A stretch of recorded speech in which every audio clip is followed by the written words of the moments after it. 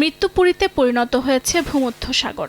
আন্তর্জাতিক অভিবাসন সংস্থা IOM জানিয়েছে, চলতি বছর শুধু জানুয়ারিতেই ৩৭৫ জন অভিবাসন প্রত্যাশীর মৃত্যু বা নিখোঁজের খবর পাওয়া গেছে। আর ১০ ফেব্রুয়ারি পর্যন্ত এই সংখ্যা বেড়ে দাঁড়ায় ৫২৪ জনে। প্রতিষ্ঠানটি জানায়, আরও শত শত মৃত্যুর ঘটনা রেকর্ড করা হয়নি বলে ধারণা তাদের। ২০২৫ সালে ভূমধ্যসাগরে ১৩০০ জনেরও বেশি অভিবাসী নিখোঁজ হয়েছিল।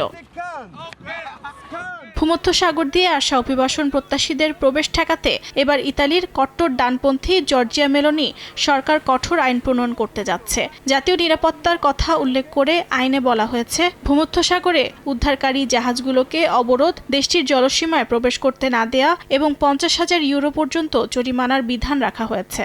সাগরপথে যে সকল অভিবাসী ইতালিতে প্রবেশ করবে তাদেরকে দ্রুত বহিষ্কার এবং তৃতীয় কোনো দেশে পাঠানোর বিধান রাখা হয়েছে। আইনটি সংসদে নিম্নকক্ষ এবং সিনেটে অনুমোদনের অপেক্ষায় রয়েছে।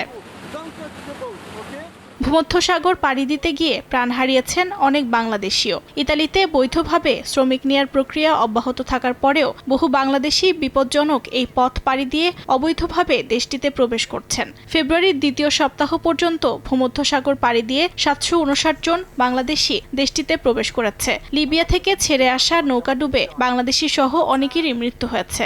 তাই ঝুঁকিপূর্ণ এই পথ পরিহারে আহ্বান জানিয়েছেন প্রবাসী বাংলাদেশিরা।